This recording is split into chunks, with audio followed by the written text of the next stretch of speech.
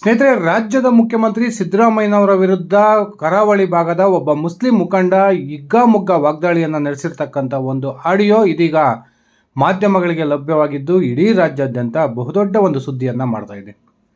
ಈ ಮುಸ್ಲಿಂ ಮುಖಂಡನ ಪ್ರಕಾರ ದೇಶದಲ್ಲಿರ್ತಕ್ಕಂಥ ಅತ್ಯಂತ ದೊಡ್ಡ ಕೋಮುವಾದಿ ಅಂದರೆ ಅದು ಮುಖ್ಯಮಂತ್ರಿ ಸಿದ್ದರಾಮಯ್ಯ ಅನ್ನುವ ಮಾತನ್ನು ಹೇಳೋದ್ರ ಮೂಲಕ BJPಯವರಿಗಿಂತ ಸಿದ್ದರಾಮಯ್ಯ ಡೇಂಜರ್ ಅನ್ನುವ ಮಾತನ್ನು ತಮ್ಮ ಸಮುದಾಯವನ್ನು ಕುರಿತು ಈ ನಾಯಕ ಹೇಳಿರ್ತಕ್ಕಂಥದ್ದು ನಿಜಕ್ಕೂ ಕೂಡ ಅಚ್ಚರಿಗೆ ಕಾರಣವಾಗಿದೆ. ಇದೇ ಸಂದರ್ಭದಲ್ಲಿ ಮುಖ್ಯಮಂತ್ರಿ ಸಿದ್ದರಾಮಯ್ಯನವರು ಸರ್ಕಾರ ಅಸ್ತಿತ್ವಕ್ಕೆ ಬಂದ ಹೊಸದರಲ್ಲಿ ಮುಸ್ಲಿಂ ಸಮುದಾಯಕ್ಕೆ ಘೋಷಣೆ ಮಾಡಿದ್ದಂಥ 10,000 ಕೋಟಿ ರೂಪಾಯಿಗಳ ವಿಚಾರವನ್ನು ಕೂಡ ಈ ಮುಖಂಡ ಪ್ರಸ್ತಾಪ ಮಾಡಿದ್ದು, ಈ 10,000 ಕೋಟಿ ರೂಪಾಯಿಗಳನ್ನೇನು ಸಿದ್ದರಾಮಯ್ಯ ಅವರ ಅಪ್ಪನ ಮನೆಯಿಂದ ತಂದು ಕೊಟ್ಟಿಲ್ಲ, ನಾವು ಮುಸ್ಲಿಂ ಸಮುದಾಯ ಕೂಡ ರಾಜ್ಯಕ್ಕೆ ತೆರಿಗೆಯನ್ನು ಕಟ್ತಿದ್ದೀವಿ, ಆ ಹಣದಲ್ಲಿಯೇ ಈ ಮುಖ್ಯಮಂತ್ರಿಗಳು ನಮ್ಮ ಸಮುದಾಯಕ್ಕೆ ಅನುದಾನವನ್ನು ಕೊಟ್ಟಿದ್ದಾರೆ ಅನ್ನುವ ವಾಗ್ದಾಳಿಯನ್ನು ನಡೆಸಿದ್ದಾರೆ. ಅದೇ ರೀತಿ ಕಳೆದ ಒಂದು ಕುಮಾರಸ್ವಾಮಿ ನೇತೃತ್ವದ ಸಮ್ಮಿಶ್ರ ಸರ್ಕಾರದ ಪತನಕ್ಕೂ ಕೂಡ ಸಿದ್ದರಾಮಯ್ಯನವರೇ ಕಾರಣ. ಅವರು ತಮ್ಮ ಬೆಂಬಲಿಗರನ್ನು BJPಗೆ ಕಳಿಸೋದ್ರ ಮೂಲಕ ರಾಜ್ಯದ ಸಮ್ಮಿಶ್ರ ಸರ್ಕಾರಕ್ಕೂ ಕೂಡ ಪತನ ಆಗಿದ್ದರು. ಅದೇ ರೀತಿಯ ಮನೋಭಾವನೆಯನ್ನು ಸಿದ್ದರಾಮಯ್ಯನವರು ಒಂದು ವೇಳೆ DK ಶಿವಕುಮಾರ್ ರಾಜ್ಯದ ಮುಖ್ಯಮಂತ್ರಿ ಆಗ್ತಕ್ಕಂಥ ಪ್ರಸಂಗ ಬಂದರೆ ಆಗಲೂ ಕೂಡ ತಮ್ಮ ಬೆಂಬಲಿಗ 50 ಶಾಸಕರನ್ನು BJPಗೆ ಕಳಿಸ್ತಾರೆ ಅನ್ನುವ ಮಾತನ್ನು ಹೇಳೋದ್ರ ಮೂಲಕ ಸಿದ್ದರಾಮಯ್ಯನವರ ವಿರುದ್ಧ ಹಿಗ್ಗಾಮುಗ್ಗಾ ವಾಗ್ದಾಳಿಯನ್ನು ನಡೆಸಿರ್ತಕ್ಕಂಥದ್ದು ಅಚ್ಚರಿಗೆ ಕಾರಣ ಆಗಿದೆ. ಇನ್ನು ಸಿದ್ದರಾಮಯ್ಯನವರ ವಿರುದ್ಧ ಅನೇಕ ಅಚ್ಚರಿಯ ಅಂಶಗಳನ್ನು ಈ ಒಬ್ಬ ಮುಸ್ಲಿಂ ಮುಖಂಡ ಬಹಿರಂಗಗೊಳಿಸಿದ್ದು, ಆ ಒಂದು ಆಡಿಯೋವನ್ನು ಈಗ ಕೇಳ್ಕೊಂಡು ಬರೋಣ ಬನ್ನಿ ಸ್ನೇಹಿತರೆ. ಅದಕ್ಕಿಂತ ಮುಂಚೆ ನೀವಿನ್ನು ನನ್ನ ಇಟ್ಗೆ ಹೇಮಂತ್ ಯೂಟ್ಯೂಬ್ ಚಾನಲ್ಗೆ ಸಬ್ಸ್ಕ್ರೈಬ್ ಮಾಡ್ಕೊಂಡಿಲ್ಲ ಅಂದರೆ ದಯವಿಟ್ಟು ಸಬ್ಸ್ಕ್ರೈಬ್ ಮಾಡಿಕೊಂಡು ಬೆಲ್ ಬಟನ್ನ ಕ್ಲಿಕ್ ಮಾಡಿ. ನಾನು ಕೊಡ್ತಕ್ಕಂಥ ಮಾಹಿತಿ ನಿಮ್ಗೆ ಇಷ್ಟ ಆಗಿದ್ರೆ ಈ ವಿಡಿಯೋಗೆ ಲೈಕ್ ಮಾಡಿ, ಶೇರ್ ಮಾಡಿ, ಕಮೆಂಟ್ ಮಾಡಿ. ಸ್ನೇಹಿತರೆ, ಈ ಮುಸ್ಲಿಂ ಮುಖಂಡ ಯಾವ ರೀತಿ ಮಾತನಾಡಿದ್ದಾರೆ ಅನ್ನೋದನ್ನು ಒಂದ್ಸರಿ ಕೇಳಿಸ್ಕೊಂಡು ಬನ್ನಿ. ಅವರ ಆಡಿಯೋವನ್ನು ನಾನೀಗ ನಿಮಗೆ ಕೇಳಿಸ್ತಾ ಇದ್ದೀನಿ.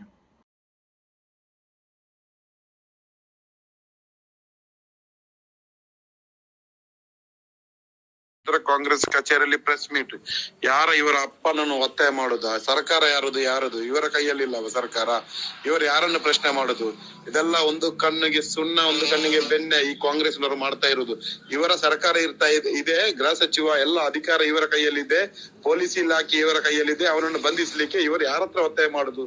ಎಲ್ಲ ಕಪಟ ನಾಟಕ. ಇವರು ಎಲ್ಲ ಕೋಮುವಾದಿಗಳು. ಕಾಂಗ್ರೆಸ್ ಇವರಕ್ಕಿಂತ BJP ಅವರು ಉತ್ತಮ ಅಂತ ಕಾಣ್ತದೆ. ಕಾಂಗ್ರೆಸ್ನವರು ನಮ್ಮನ್ನು ನೋಡ್ತೇವೆ ನಿಮ್ಗೆ ಒಳ್ಳೇದು ಮಾಡ್ತಾನೆ ಅಂತ ಹೇಳಿ ಇವರು ಒಳಗಿಂದ ಒಳಗೆ ಚೂರಿ ಹಾಕುದು.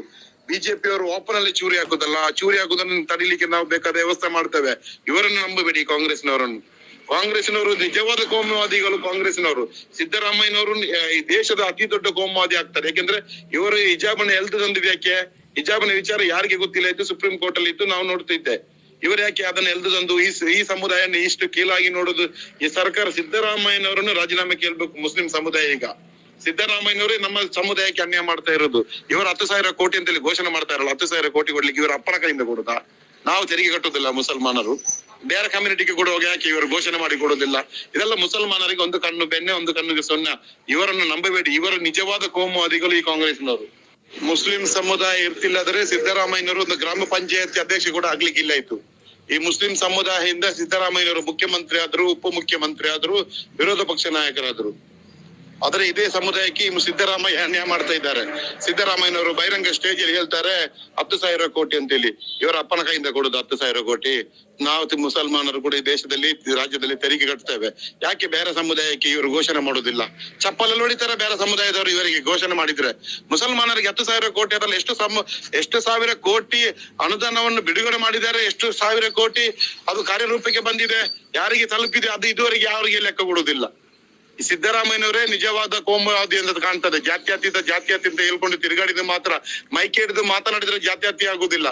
ಇವರಿಗೆ ಟಿಪ್ಪು ಜಯಂತಿ ಮಾಡ್ಲಿಕ್ಕೆ ಯಾರು ಹೇಳಿದ್ರು? ಯಾವ ಸಮುದಾಯ ಹೇಳಿತ್ತು ಟಿಪ್ಪು ಜಯಂತಿ ಮಾಡ್ಲಿಕ್ಕೆ? ಮುಸಲ್ಮಾನರನ್ನೇ ಬೀದಿಗೆ ಮುಸಲ್ಮಾನ ಹೆಸರಲ್ಲಿ ಮುಸಲ್ಮಾನರಿಗೆ ವಂಚನೆ ಮಾಡಿದ್ದು ಏಕೈಕ ರಾಜಕಾರಣಿ ಈ ದೇಶದಲ್ಲಿ ಯಾರಾದ್ರೂ ಇದ್ರೆ ಇದೇ ಕುಮಾರಸ್ವಾಮಿಗೆ ಗೊತ್ತಾಗ್ತದೆ.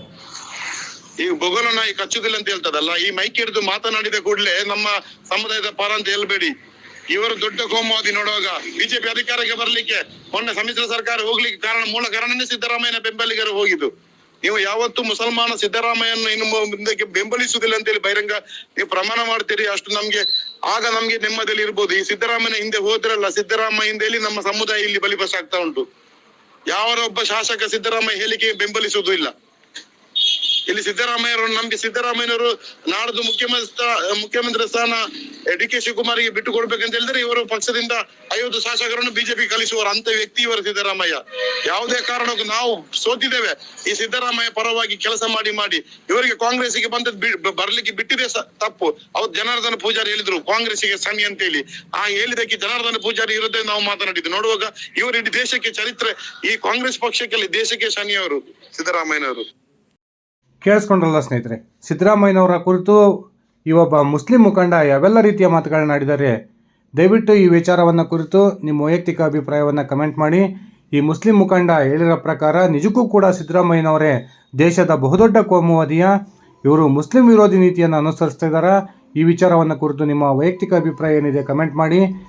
ನಾವು ಕೊಟ್ಟಿರ್ತಕ್ಕಂಥ ಮಾಹಿತಿ ನಿಮ್ಗೆ ಇಷ್ಟ ಆಗಿದ್ದರೆ ಈ ವಿಡಿಯೋಗೆ ಲೈಕ್ ಮಾಡಿ, ಶೇರ್ ಮಾಡಿ, ಕಮೆಂಟ್ ಮಾಡಿ. ಧನ್ಯವಾದಗಳು ಸ್ನೇಹಿತರೆ, ಶುಭ ದಿನ.